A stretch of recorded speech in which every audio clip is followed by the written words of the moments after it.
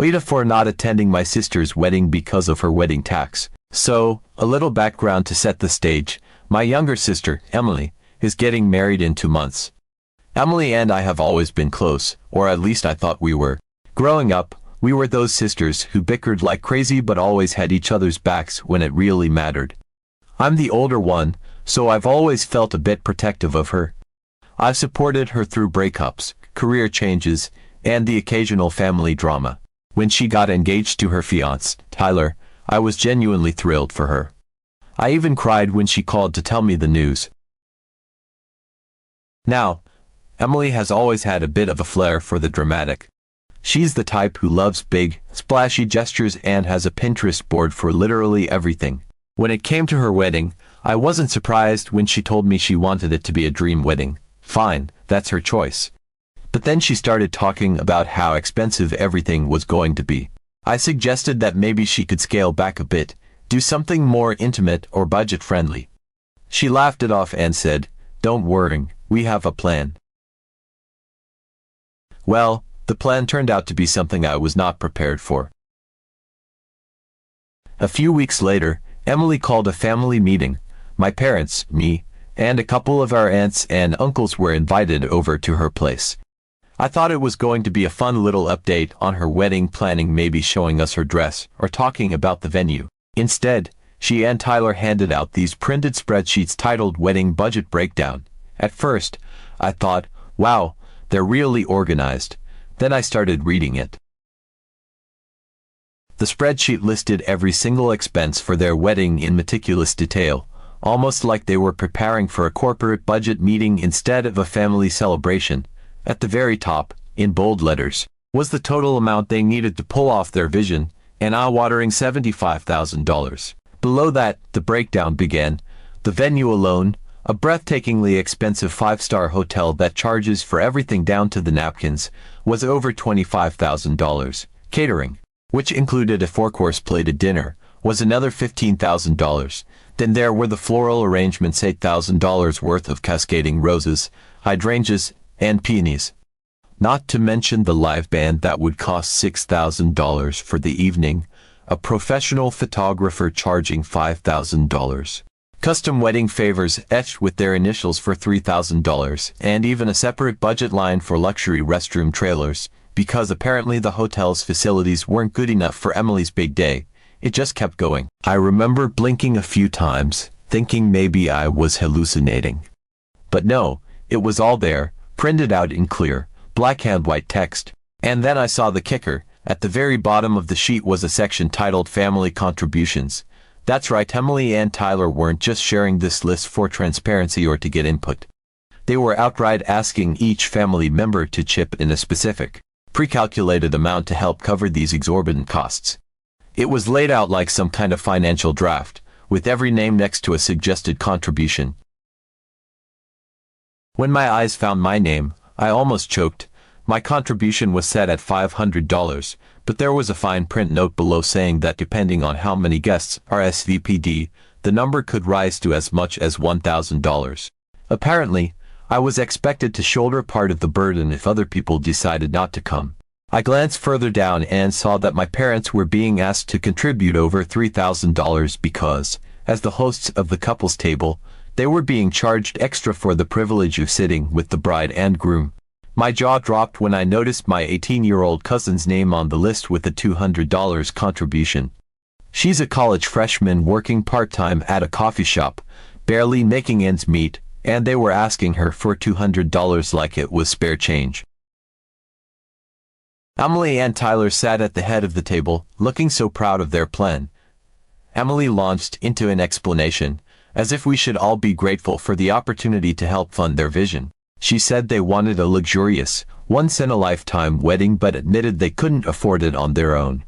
So, they thought it was only fair to share the financial load with the family. Tyler chimed in, saying it was a much better system than expecting expensive gifts, as if that somehow made it okay. Then Emily added the part that still makes my blood boil. Obviously, if you're not contributing, you probably shouldn't attend. It wouldn't be fair to the people who are helping. The air in the room felt like it had been sucked out. I could see my dad furrowing his brow, clearly trying to process what he was hearing, while my mom stared at the sheet with a tight, uncomfortable smile. My aunts and uncles exchanged awkward glances but stayed silent, probably trying to avoid making waves. I just sat there, gripping the paper, feeling a mix of shock, disbelief, and anger. I could feel my blood boiling, but I bit my tongue. My dad asked if this was normal for weddings. It's not, obviously, and Emily said it was becoming more common these days and that she'd read about it on some wedding blog. Tyler chimed in, saying it was better than expecting expensive gifts. My mom looked uncomfortable but didn't say much, and my aunts just nodded along awkwardly. I, however, couldn't stay quiet anymore. I told Emily that I thought this whole thing was incredibly tacky and unfair. I said that weddings are supposed to be about celebrating love, not shaking down your family for money. She immediately got defensive and said I was being unsupportive. I countered that asking people to pay hundreds or thousands of dollars to attend a wedding was not only unreasonable but downright insulting. Things escalated quickly, and before I knew it, we were yelling at each other in front of everyone. I left the meeting fuming and figured she'd cool off and realize how ridiculous she was being. Waited because I said everything I thought. Update 1. The next morning, I woke up to a long text from Emily. I was still half asleep when my phone buzzed, but as soon as I saw her name on the screen, my heart sank. I already knew it wasn't going to be an apology. Emily doesn't do apologies. She does guilt trips, and this one was Olympic level.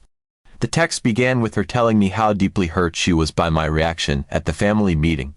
She wrote that she felt like I didn't care about her happiness and accused me of being selfish and unsupportive. She doubled down, saying that she and Tyler had worked so hard to make their wedding perfect and that the least I could do as her sister was show up and support her vision. It was clear she wasn't looking for a conversation, she was looking for validation. But the part that really got to me, the part that made me audibly scoff, was when she said I didn't understand how important this wedding was to her, as if I wasn't fully aware. As if I hadn't spent the past few months listening to her talk nonstop about her Pinterest boards and venue tour, and how she wanted to outdo her friends' weddings. I knew exactly how important this wedding was to her. What she didn't seem to grasp was how her demands were affecting everyone else. I started typing a response, trying to be measured but firm. I told her I loved her and wanted to support her, but I felt like the way she was going about this was unfair to the family. I said I didn't think it was right to put a financial burden on people just to achieve a luxurious wedding, especially when some of us were already stretching our budgets just to attend. I also told her that blocking me was hurtful and unnecessary, and that I hoped we could have a real conversation about this. Before I could even hit send, I got the dreaded notification. You can no longer send messages to this contact. She had blocked me. My own sister, over a disagreement about her wedding. I sat there staring at my phone in disbelief. I'd been frustrated with her before. Emily can be a lot to handle, but this was something else entirely. It wasn't just petty, it felt calculated, like she was punishing me for not falling in line. And for a week, that was it. Radio silence. During that week, I tried to process everything. I talked to my parents about it, hoping they might talk some sense into her, but they were no help. My mom just sighed and said, "You know how Emily is. She's under a lot of stress right now." My dad said he didn't like the wedding tax either but thought it wasn't worth fighting over. They both encouraged me to apologize, even though I hadn't done anything wrong, just to smooth things over. Meanwhile, my friends were having a field day dissecting the situation. They told me I was absolutely right to feel the way I did and that Emily was being entitled and manipulative, but none of that made me feel any better.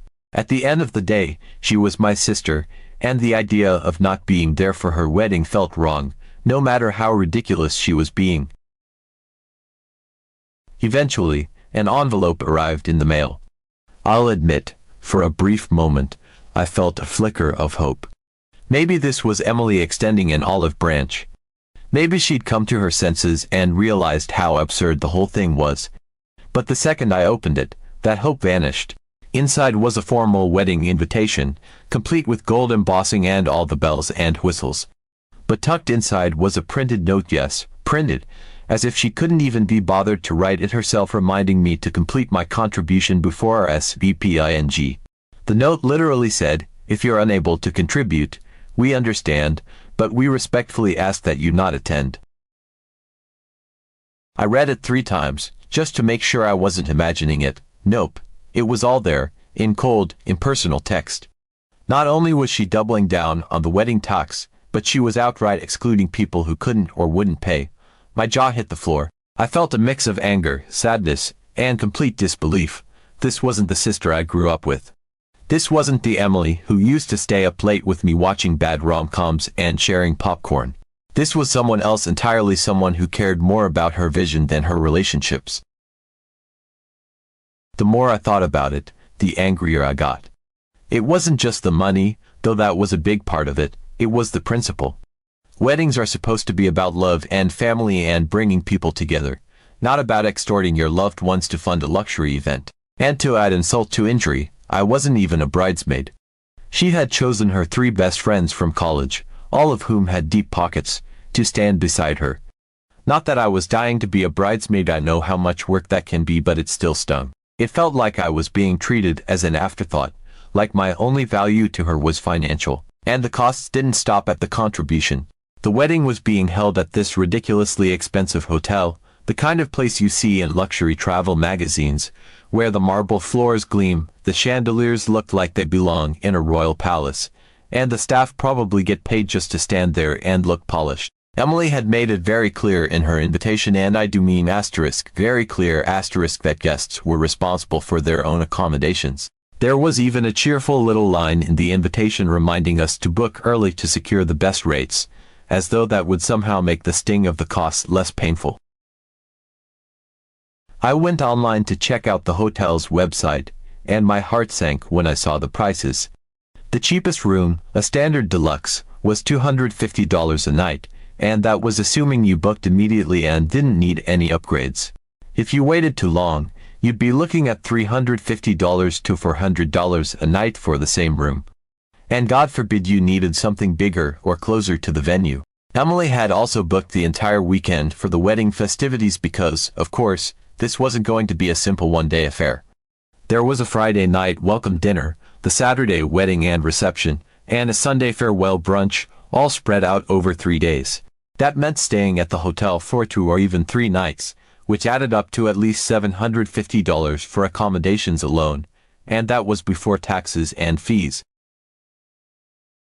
Then there were the travel expenses. The hotel was located a couple of hours away from where I lived, far enough that driving back and forth wasn't an option. Gas prices weren't exactly cheap, and if I didn't want to drive, I'd have to consider taking a train or booking a ride, which would easily add another couple $100 to the total. And let's not forget parking. This was the kind of place where valet parking was the only option, and that came with a hefty daily fee. It felt like every little detail had been designed to squeeze as much money as possible out of the guests. And then came the cherry on top. Emily had specified a black tie dress code. Not semi-formal, not cocktail attire, full-on black tie. That meant long gowns for the women and tuxedos for the men. I don't know about you, but my closet isn't exactly stocked with ball gowns. The fanciest dress I own was something I'd worn to a friend's wedding 2 years ago, and it definitely didn't meet the black tie standard. So now I was looking at either buying a formal dress or renting one. Either option was going to cost me, especially if I wanted something nice enough to fit in with the aesthetic Emily was clearly going for. Even rental prices for formal evening wear aren't cheap, and buying a new gown. Forget about it, those price tags are outrageous. By the time I added everything up, the $500 contribution, the $750 hotel stay, the travel costs, the dress, I was staring at a number that hovered dangerously close to $1,500, and that didn't even include a wedding gift. Traditionally, guests bring a gift to the wedding, but at this point, I felt like my entire attendance was a gift. Wasn't the $500 contribution enough? Apparently not. There was no mention of whether gifts were expected on top of the contribution, but knowing Emily, I wouldn't be surprised if she expected both. It felt like every detail had been carefully crafted to ensure that attending her wedding would be a significant financial investment, and I couldn't help but feel like I was being punished for the privilege of watching her say I do. I sat with all of this for a few days, trying to decide what to do. My parents kept pushing me to just pay the contribution and go, saying it wasn't worth causing a rift in the family. They said I'd regret not being there, and maybe they were right, but part of me felt like caving would only enable her behavior. If I gave in now, what message would that send? That she could treat people however she wanted as long as she got what she wanted in the end. It didn't sit right with me. At the same time, the thought of skipping her wedding and potentially damaging our relationship forever was almost unbearable. I felt stuck in an impossible situation, torn between my principles and my desire to be there for my sister. All I knew was that whatever decision I made, it was going to have consequences, and honestly, I wasn't sure if there was any way to come out of this without being the bad guy in someone's eyes. Update 2. After spending days stewing over the situation, I decided I needed to get my thoughts down in writing. Talking to Emily wasn't an option. She blocked me on every form of communication, and honestly, even if she hadn't, I wasn't sure I trusted myself to keep calm during a live conversation. I knew that if I wanted to get through to her, I'd have to approach it carefully, laying everything out logically and clearly. So, I sat down at my desk one evening with a blank sheet of paper and started drafting a letter. The first draft was all frustration. I poured out every ounce of irritation and anger I'd been holding back, detailing exactly how her wedding tax and the associated costs were unfair and unrealistic. But as cathartic as it felt to vent, I knew sending something like that would only escalate the situation, so I crumpled it up and started again. This time, I tried to focus on the emotional side, on how hurt I felt by the way she was handling things and how much I wanted to be there for her without feeling financially drained. That draft was better, but it still didn't quite strike the right tone. Finally, after about 2 hours, I managed to write something that felt balanced, firm but not combative, honest but not cruel. In the letter, I explained that her wedding budget and the associated demands were creating an impossible situation for me. I laid out the numbers, what I'd calculated it would cost me to attend, including the contribution, hotel, travel, and formal attire, and made it clear that this wasn't just a matter of me being unwilling to spend the money. It was a matter of not being able to without seriously compromising my own financial stability. I reminded her that weddings are supposed to be celebrations of love and family, not events that place a financial strain on the people attending. I also pointed out that, based on conversations I had had with other family members, I wasn't the only one who felt this way. I didn't name names. I wasn't about to drag anyone else into the crossfire, but I mentioned that several people had expressed discomfort with the costs, but were too polite to say anything. I ended the letter by asking her to reconsider the way she was handling things. I suggested that she find ways to reduce the overall expenses, like choosing a more affordable venue or scaling back on some of the extras, so that the financial burden wouldn't fall so heavily on the family. I told her that I wanted to be there for her, but unless there were changes, I simply wouldn't be able to afford it. I sealed the letter, dropped it in the mail, and then spent the next week feeling a mix of dread and relief. Part of me hoped she'd take it to heart and realize how unreasonable she was being.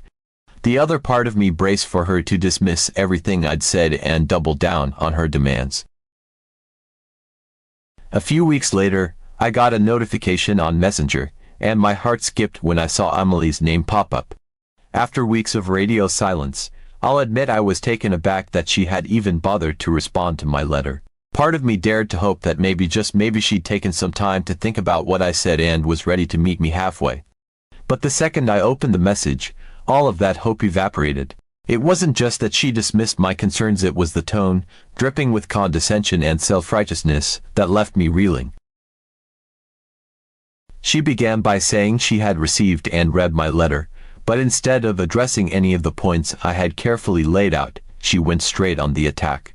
She wrote that everyone else was perfectly happy with the arrangements, and no one had complained except for me. She framed it as though I was the odd one out, some unreasonable malcontent stirring up unnecessary drama. The way she phrased it, it wasn't just that I was being difficult, it was that I was being selfish. She said she was deeply disappointed that I, of all people, was refusing to support her on what she described as the most important day of her life. I read that part over and over, feeling the weight of her words sink in. It wasn't just disappointment she was expressing, it was judgment. She painted me as the bad guy in this situation, someone who couldn't see past her own needs to celebrate her sister's happiness. But what made it even worse was the way she completely sidestepped everything I'd written in my letter.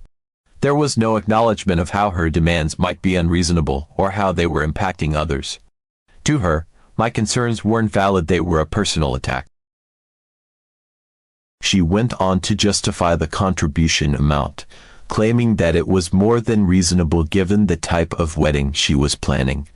She actually had the audacity to suggest that she'd been too generous by setting the amount so low.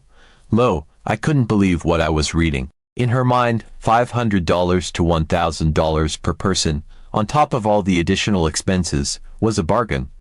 She made it sound like she was doing us all a favor, like we should be grateful for the privilege of contributing to her vision. It was as if she couldn't even fathom that not everyone had that kind of disposable income, or that even if they did, they might not want to spend it on her wedding. What really pushed me over the edge, though, was the way she dismissed the idea that anyone else might be feeling the same way I did. She claimed that if anyone else had a problem with the arrangements, they would have said something by now. Clearly, she believed the silence from our family was proof that everyone was perfectly fine with her demands. But I knew better.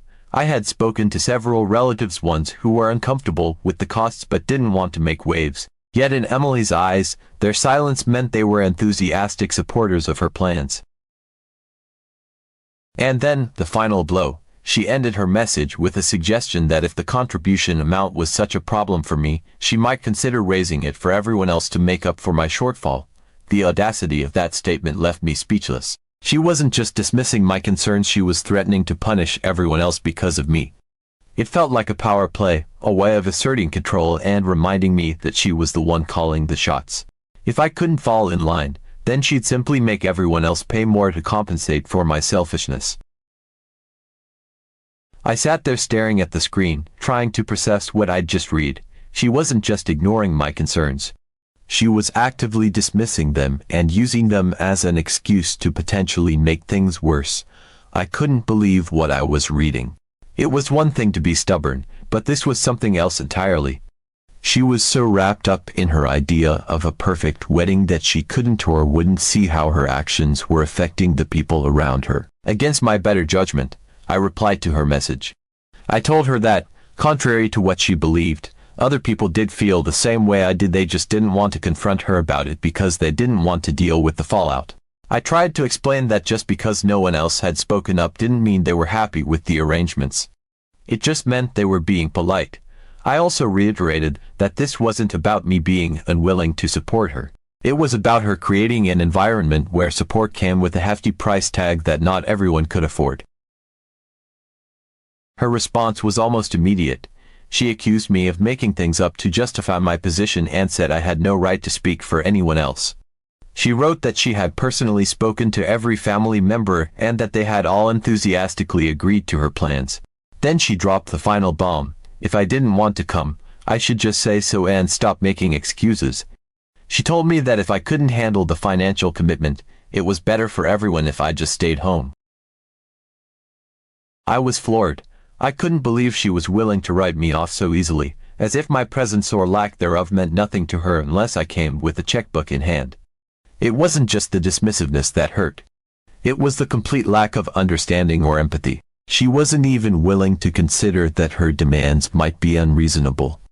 In her mind, the problem wasn't the wedding tax or the financial strain, it was me.